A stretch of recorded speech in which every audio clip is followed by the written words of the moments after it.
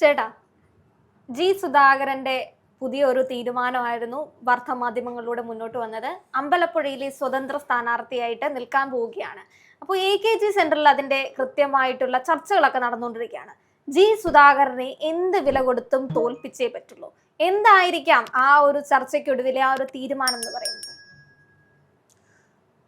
അതായത് ഇതിൽ നമുക്ക് മനസ്സിലാക്കാനുള്ള ഒരു പ്രധാനപ്പെട്ട കാര്യം, CPM എന്ന് പറയുന്ന പാർട്ടി, ആ പാർട്ടിയിൽ നിന്ന് ആരെങ്കിലും പുറത്തായാൽ അവർ ഈ പറയുന്ന പോലെ പാർട്ടിയുടെ സംരക്ഷണം പിന്നെ ഒരിക്കലും അവർക്ക് കിട്ടില്ല. അവർ മരിച്ചതിന് തുല്യമെന്നാണ് ഈ പാർട്ടി പറയുന്നത്.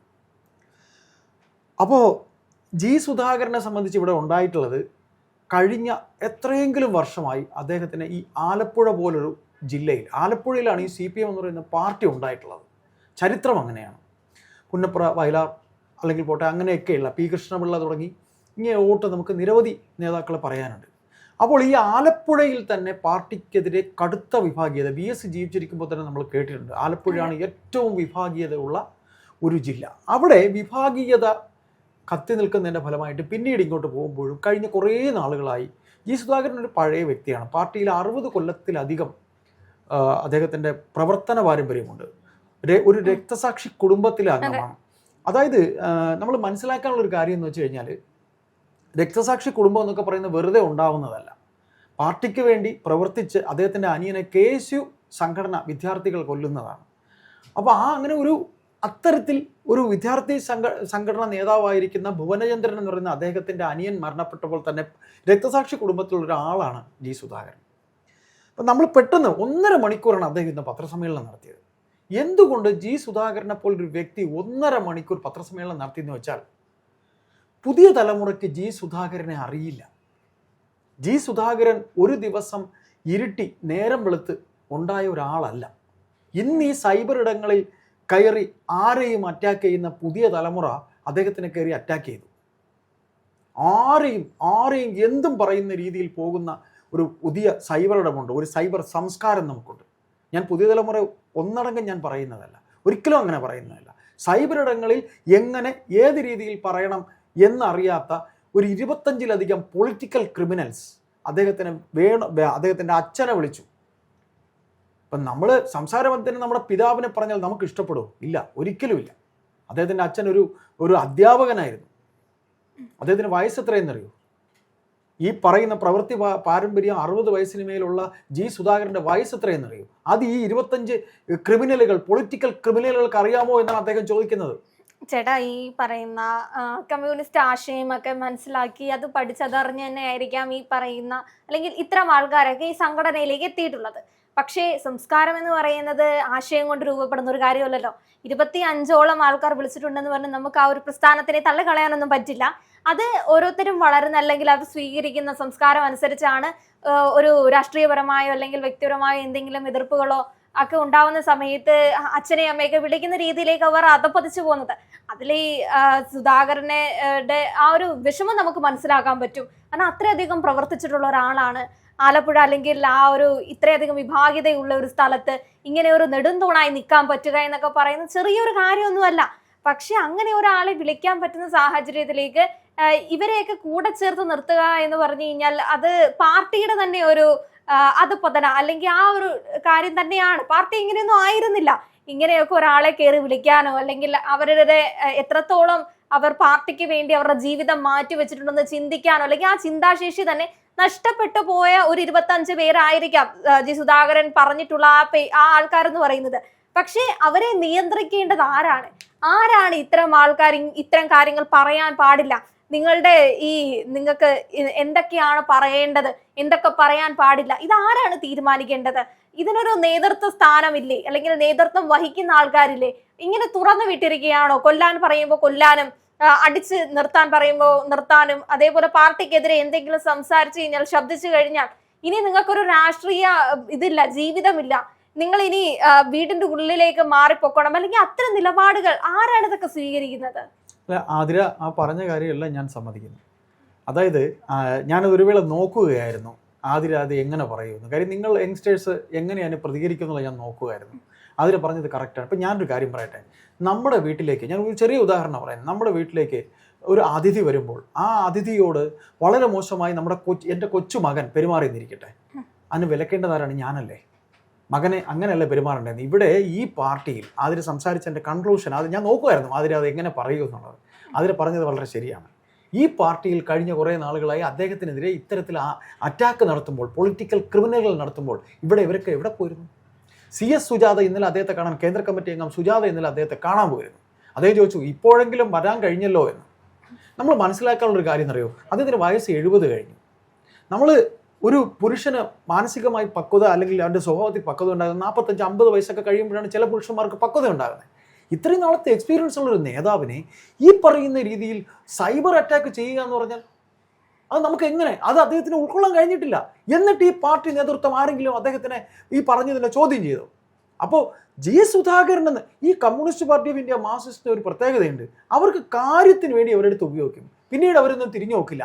കഴിഞ്ഞ എത്രയെങ്കിലും നാളുകളായി ഇതിൻ്റെ തലപ്പത്ത്, ഞാൻ പേരൊന്നും പറയുന്നില്ല, പറഞ്ഞ് ക്ലീഷയായ ഒരു പദമായതുകൊണ്ട് ഞാൻ പറയുന്നില്ല, ആ പദത്തിന് ഇനി പറയുന്നതിൽ അർത്ഥമില്ലാത്തതുകൊണ്ട് ഞാൻ പറയുന്നില്ല. ഇപ്പം നിങ്ങൾ ഇളമരം കരീമിനെ കുറിച്ച് പറഞ്ഞു. ഇളമരം കരീം കൊടുത്ത ഒരു റിപ്പോർട്ടാണ് അദ്ദേഹത്തിനെ കൂടുതൽ വേദനിപ്പിച്ചത്. അമ്പലപ്പുഴയിൽ കഴിഞ്ഞ തവണ മത്സരിച്ച LDF സ്ഥാനാർത്ഥിക്ക് വേണ്ടി അദ്ദേഹം പ്രചരണം നടത്തിയില്ല, അദ്ദേഹത്തിന് വോട്ട് കുറഞ്ഞു പോയെന്ന്. ഈ ഇളമരം കരീമിനെ കുറിച്ച് ഈ പറയുന്ന രീതിയിൽ ഞാൻ ഈ പറയുന്ന രീതിയിൽ വലിയ വലിയ നേതാക്കളെ പറയാൻ നമ്മളെന്നും ആൾക്കാരൊന്നുമല്ല. അദ്ദേഹം പറഞ്ഞ വാക്കുകൾ, ഇളമരം കരീമിനെ കുറിച്ച് അദ്ദേഹം പറഞ്ഞ വാക്കുകൾ, അദ്ദേഹം രാജ്യസഭയിൽ MP ആകുന്നു, അത് കഴിഞ്ഞ് വരുമ്പോൾ ലോകസഭയിൽ അദ്ദേഹത്തെ മത്സരിപ്പിക്കുന്നു. ഇത് നമ്മുടെ വേർഡ്സ് അല്ല. ചേട്ടൻ പറഞ്ഞ ഒരു കാര്യത്തിനോട് എനിക്ക് എതിർപ്പുണ്ട്. നമ്മൾ ആരും അല്ല എന്നല്ല, നമ്മളൊക്കെ ഉള്ളത് കൊണ്ടാണ് ഇവരൊക്കെ ആ സ്ഥാനത്തിരിക്കുന്നത്. കാരണം എന്റെ ഉൾപ്പെടെ നമ്മൾ കൊടുക്കുന്ന ഒരു വോട്ടിന്റെ ജനപ്രതിനിധി എന്ന് പറഞ്ഞാൽ മറ്റേത് വിഭാഗമാണെങ്കിലും ശരി, അവരവരുടെ കഴിവും ഇത് പഠനം അല്ലെങ്കിൽ അത്ര ഇത് ഹാർഡ് വർക്ക് ചെയ്തിട്ടായിരിക്കും വരുന്നത്. പക്ഷെ ജനപ്രതിനിധികളെ സംബന്ധിച്ച് ഇപ്പൊ പലരും ചോദിക്കുന്ന ഒരു കാര്യമാണ്, നിങ്ങൾ ആരാണ് അവരെ പറ്റി പറയാൻ? നമ്മളെന്നല്ല, നമ്മളെല്ലാവരും പറയണം. അതാണ് സത്യാവസ്ഥ. ഈ ഭരണപക്ഷത്തിരിക്കുന്നവരെ എതിർക്കേണ്ടത് പ്രതിപക്ഷം മാത്രമല്ല, പ്രതിപക്ഷത്തെ ചോദ്യം ചെയ്യാനും ഭരണപക്ഷത്തെ ചോദ്യം ചെയ്യാനും ഇവിടുത്തെ ഓരോ ജനങ്ങൾക്കും സാധിക്കുമ്പോഴാണ് നമ്മൾ ഈ വിശ്വസിക്കുന്ന കോൺസ്റ്റിറ്റ്യൂഷന്റെ ഒക്കെ ആ ഒരു വില ഉണ്ടാവുന്നത്. അല്ലെങ്കിൽ പിന്നെ അതിന്റെ ഒന്നും ആവശ്യമില്ലല്ലോ. ഇവിടെ പഴയ ആ ഒരു രാജഭരണം തന്നെ മതിയായിരുന്നല്ലോ. ഒരാളെ കൊണ്ടുവന്ന് ഈ രാജാവായി നിർത്തുക, ബാക്കി എല്ലാവരും അവർ പറയുന്നത് കേട്ട് അനുസരിക്കുക, അദ്ദേഹമാണ് ദൈവം എന്ന രീതിയിൽ കാണുക. ഇവിടെ അങ്ങനെയൊന്നും നമുക്ക് ചിന്തിക്കേണ്ട ആവശ്യമില്ല. ഇപ്പോ സുധാകരനെ സംബന്ധിച്ച് അമ്പലപ്പുഴയില്, പക്ഷെ ഇതൊരു ചീപ്പ് പൊളിറ്റിക്സ് ആണ്. അത് CPM-ന്റെ മാത്രം ഒരു രീതിയല്ല. ഇപ്പൊ ഉമ്മൻചാണ്ടിയെ കല്ലെറിഞ്ഞിട്ടുള്ള എത്രയോ ആൾക്കാരുണ്ട്, BJP-യിലെ പ്രധാന നേതാക്കളെ കല്ലെറിഞ്ഞിട്ടുള്ള ആൾക്കാർ എത്രയുണ്ട്. പക്ഷെ അതിന് ഒരുപിടി മുന്നിലായിട്ട് ഞങ്ങൾ അങ്ങനെ ചെയ്യില്ല എന്ന് പറഞ്ഞിട്ട് കല്ലെറിയുന്ന ഒരു സ്വഭാവം എന്ന് പറയുന്നത് അതൊരു നേരായിട്ടുള്ള ഒരു പ്രവൃത്തിയല്ല. ഞങ്ങളുടെ പാർട്ടിക്കകത്ത് ബാക്കിയുള്ളവരൊക്കെ ഇങ്ങനെ ചെയ്യാം, പക്ഷെ ഞങ്ങൾ എപ്പോഴും ഇങ്ങനെയാണ്, ഞങ്ങളുടെ പാർട്ടിയോട് ഞങ്ങൾക്ക് ഇത്രയധികം സ്നേഹമുണ്ട്, നേതാക്കന്മാരുടെ സ്നേഹമുണ്ട്, എല്ലാവരും ഒരു യഥാർത്ഥ കമ്മ്യൂണിസ്റ്റ് എന്ന് പറഞ്ഞാൽ ഇങ്ങനെയാണ്. ഇത്തരം ആശയങ്ങൾ ജനങ്ങളുടെ മുന്നിലേക്ക് വെച്ച് അവരുടെ കണ്ണിൽ പൊടിയിട്ടുകൊണ്ട് നിങ്ങൾക്ക് മീതെ വളരുന്ന അല്ലെങ്കിൽ നിങ്ങളുടെ ഉള്ളിലെ പ്രശ്നങ്ങൾ എടുത്തു കാണിക്കുന്ന ആൾക്കാരെ ഈ മൂടോടെ വെട്ടിക്കളയുന്ന ഒരു സ്വഭാവമുണ്ട്. അതാണ് ഇപ്പൊ ചെയ്തുകൊണ്ടിരിക്കുന്നത്.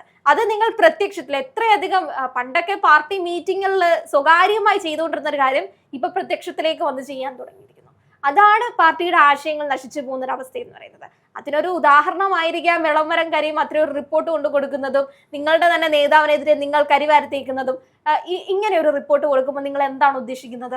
നിങ്ങൾക്കെതിരെ അല്ലെങ്കിൽ നിങ്ങളുടെ മുതിർന്ന നേതാക്കന്മാർക്കൊന്നും മുതിർന്ന കമ്മ്യൂണിസ്റ്റുകാർക്കൊന്നും പാർട്ടിയോട് സ്നേഹമില്ലെന്നാണോ? സ്ഥാനാർത്ഥികൾ വരുന്ന സമയത്ത് പ്രവർത്തിക്കാൻ അവർക്ക് താല്പര്യമില്ലെന്നാണോ? അപ്പോ നിങ്ങൾ തന്നെ പറയുകയാണ് നിങ്ങളുടെ പാർട്ടിക്കുള്ളിൽ ആർക്കും പാർട്ടിയെ വേണ്ട എന്ന്. അപ്പോൾ ഇനി ആർക്കാണ് ഇത് ആവശ്യമുള്ളത്? അതായത് നമ്മളിത് പറയുമ്പോൾ ഞാൻ പറഞ്ഞു വരികയായിരുന്നു അതായത് ഇളമരം കരീം എന്ന് പറയുന്ന വ്യക്തി നൽകിയ റിപ്പോർട്ട്, ആ റിപ്പോർട്ടിലെ പരാമർശം, അതിന് തിരിച്ച് അദ്ദേഹം കൊടുത്ത റിപ്പോർട്ട്, ഇതൊന്നും ഈ പാർട്ടി ഒന്ന് തിരിഞ്ഞു പോലും നോക്കിയിട്ടില്ല. അതൊന്ന്. രണ്ട്, നമ്മുടെ വിഷയം ഒന്ന് നമുക്ക് ഫാസ്റ്റായിട്ട് കൺക്ലൂഡ് ചെയ്യാം.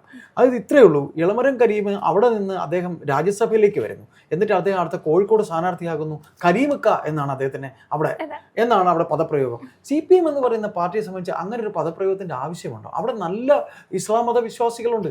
അവർക്കൊരിക്കലും കരീമക്ക എന്ന് എഴുതിയാലേ അരിവാൾ ചുറ്റിക്ക നക്ഷത്രത്തിൽ വോട്ട് ചെയ്യുള്ളൂ എന്നൊരു മിഥ്യാധാരണ ഉണ്ടായി. അവിടെ അതിനെ പറഞ്ഞ് ഈ പാർട്ടിക്കുണ്ടായ ഒരു അപജയമാണ്. ഇനി ഒന്നുകൂടെ നമുക്കിതിൽ പറയാം. സുധാകരനെ കേവലം ഈ 25 പേരുടെ സൈബർ അറ്റാക്ക് അല്ല വേദനിപ്പിച്ചത്. ഇപ്പൊ അദ്ദേഹത്തെ അവോയ്ഡ് ചെയ്തു. ഇപ്പൊ ഞാൻ പറയട്ടെ, അതിന് പറഞ്ഞു ബ്രാഞ്ച് പാർട്ടി മീറ്റിങ്ങുകൾ ശരിയാണ്, പാർട്ടി ഘടകങ്ങൾ, പാർട്ടി മീറ്റിങ്ങുകൾ, അതിനകത്ത് നടക്കുന്ന കാര്യങ്ങൾ വെളിയിൽ അറിയത്ത് പോലുമില്ല, ചർച്ചകൾ. ഇപ്പൊ എങ്ങനെയാണ്? ഇപ്പൊ അദ്ദേഹത്തിന് ബ്രാഞ്ച് കമ്മിറ്റിയിൽ അംഗമായി, അദ്ദേഹത്തിനെ കൊണ്ടുവന്ന് 75 വയസ്സിന്റെ പ്രായപരിധി. രാഷ്ട്രീയത്തിൽ പ്രായമുണ്ടോ? ഞാൻ ചോദിക്കുവാണ്, രാഷ്ട്രീയത്തിൽ പ്രായമുണ്ടോ? ഇല്ല. അവിടെയാണ് CPM ഇത് ഞാൻ ചോദിക്കുന്നതല്ല, അദ്ദേഹം തന്നെ ഇന്ന് പത്രസമ്മേളനത്തിൽ ചോദിച്ചു, രാഷ്ട്രീയത്തിൽ പ്രായമുണ്ടെന്ന് എവിടെയെങ്കിലും പറഞ്ഞിട്ടുണ്ടോ? അല്ല, പാർട്ടി പറഞ്ഞല്ലോ പാർട്ടി ആർക്ക് വേണ്ടിയാണ്? പാർട്ടി ആർക്ക് വേണ്ടിയാണ്? ഞാൻ അതാ പറഞ്ഞു, ഒരു ക്ലീശ പ്രയോഗം, ഒരു ക്ലീശ നാമം ഇതിനകത്ത് ഞാൻ സംസാരിക്കാൻ ഉദ്ദേശിക്കാത്തതുകൊണ്ട് ഞാൻ പറയുന്നു. പക്ഷേ മറ്റൊരു രീതി ഉണ്ടല്ലോ ചേട്ടാ, ഇപ്പോ ജി സുധാകരൻ അമ്പലപ്പുഴയിൽ സ്വതന്ത്ര സ്ഥാനാർത്ഥിയായി മത്സരിക്കുന്നു. അതിനൊരു CPM, അപ്പോ CPM-ന്റേതായിട്ട് ഒരു മുഖത്തെ കൊണ്ട് നിർത്തണ്ടേ? ആ ഒരു മുഖം എന്ന് പറയുന്നത് VS-ന്റെ മകനെ കൊണ്ടുവന്ന് ജി സുധാകരനെ നിർത്തുന്നു.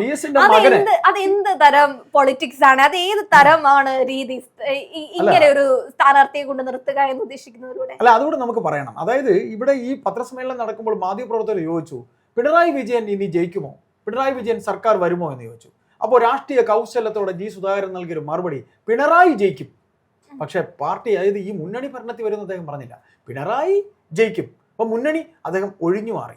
അവിടെ CPM എന്ന് പറയുന്ന പാർട്ടിയെ സംബന്ധിച്ച് ഇപ്പോൾ MV ഗോവിന്ദനും അവൈലബിൾ ആയിട്ടുള്ള പോളിറ്റ് ബ്യൂറോ മെമ്പർമാരായിട്ടുള്ള 1-2 പേര് AK സെന്ററിൽ ഇപ്പോൾ ഒരു ചെറിയൊരു മീറ്റിംഗ് കൂടിക്കൊണ്ടിരിക്കുകയാണ്. ഇന്ന് അമ്പലപ്പുഴ ഏരിയ കമ്മിറ്റി ഉണ്ടാകും. അമ്പലപ്പുഴയിൽ ഇത് H സലാമിന്റെ പേരാണ് പറഞ്ഞു കേൾക്കുന്നത്. പക്ഷേ അമ്പലപ്പുഴയിൽ ഇനിയിപ്പോൾ പിണറായി വിജയന്റെ പേര് ഇദ്ദേഹം പറഞ്ഞപ്പോൾ പിണറായി പറഞ്ഞാൽ ഇദ്ദേഹത്തിന്റെ സ്ഥാനാർത്ഥിത്വം പിൻവലിക്കുമോ എന്നൊരു ചോദ്യം ഉണ്ടായി. അത് അദ്ദേഹം ഒഴിഞ്ഞു മാറി. ഏതായാലും VD സതീശൻ അദ്ദേഹത്തെ വിളിച്ചിട്ടുണ്ട്. VD സതീശൻ വിളിച്ചത് കൊണ്ട് മാത്രമൊന്നല്ല, അദ്ദേഹം സ്വതന്ത്രനായിരിക്കും. UDF-ന്റെ ഒരു പിന്തുണ. അതുപോലെ VS-ന്റെ മകനെ നിർത്തുന്ന കാര്യം താങ്കൾ ചോദിച്ചു. VS-ന്റെ മകനെ നിർത്തുക എന്ന് പറയുന്നത് അതിങ്ങനെ ഒരു ചർച്ച നടക്കുന്നു, അത് ശരിയാണ്. പക്ഷെ VS-ന്റെ മകൻ നിൽക്കുമോ എന്ന് ആർക്കറിയാം? അത് നമുക്ക് നോക്കേണ്ട ഒരു കാര്യമുണ്ട്. പാർട്ടി പറയുന്നു, പാർട്ടിയുടെ ഇത്തരം തോന്നിവാസങ്ങൾക്ക് എന്തായാലും കൂട്ടു നിൽക്കില്ലായിരിക്കും. അങ്ങനെ പറയാൻ കഴിയില്ല. അനുസരണയുള്ള ഈ CPM എന്ന് പറയുന്ന പാർട്ടിയിൽ, ആ സംഘടനയിൽ നിൽക്കുന്നിടത്തോളം കാലം പാർട്ടി പറയുന്നത് അനുസരിക്കണം. ഇപ്പൊ ഇദ്ദേഹത്തിനെ സംബന്ധിച്ച് അദ്ദേഹം അംഗത്വം പോലും ഇല്ലാത്ത ആളാണ്, അനുഭാവി മാത്രമാണ്. അദ്ദേഹം പറയുന്നുണ്ട്, ഞാൻ മത്സരിക്കുന്നതിൽ എന്താ തെറ്റ്, എനിക്ക് അംഗത്വമില്ല. പാർട്ടി അംഗമാണെങ്കിൽ പാർട്ടിക്ക് ചില രീതികളുണ്ട്, ആ രീതികളിൽ പ്രവർത്തിക്കാവൂ. MM മണിയോട് ചോദിച്ചപ്പോൾ അദ്ദേഹം പോയെങ്കിൽ പോട്ടെ. ഇപ്പൊ അദ്ദേഹത്തിന്റെ അച്ഛനെ വിളിച്ചതൊക്കെ കളിയാക്കുകയാണ് MM മണിയൊക്കെ. MM മണിക്ക് ആ നേരനുഭവം ഉണ്ടായാലേ MM മണിക്ക് അത് വേദനിക്കത്തുള്ളൂ. MM മണിയൊക്കെ ഇത് എത്ര നിസ്സാരമായിട്ട് പറഞ്ഞു. MM മണിയുടെ പാർട്ടി പാരമ്പര്യമല്ല ജി സുധാകരൻ്റെത്. ഈ പാർട്ടിയിൽ ആലപ്പുഴയിൽ മാത്രമല്ല കേരളത്തിലുടനീളം ജി സുധാകരൻ എന്ന് പറയുന്ന നേതാവിന് എത്ര മെരിറ്റ് ഉണ്ടെന്ന് അമ്പലപ്പുഴയിൽ അദ്ദേഹം മത്സരിക്കുമ്പോൾ അദ്ദേഹത്തിനോടൊപ്പം നിൽക്കുന്ന ജനതയെ കണ്ട് CPM സ്ഥാനാർത്ഥി വേണം. VS-ന്റെ മകന്റെ പേര് പറയുന്നുണ്ട്, ചിലപ്പോൾ VS-ന്റെ മകൻ മത്സരിക്കും. അദ്ദേഹം എടുത്തു പറയുന്നുണ്ട്, ഈ ആലപ്പുഴയിൽ, ഈ അമ്പലപ്പുഴയിൽ, അല്ലെങ്കിൽ പോട്ടെ ആലപ്പുഴ ജില്ലയിൽ CPM-ന് എന്തുമാത്രം വിഭാഗീയത. VS-നെ ഇവർ എങ്ങനെ എന്താ ചെയ്തേ?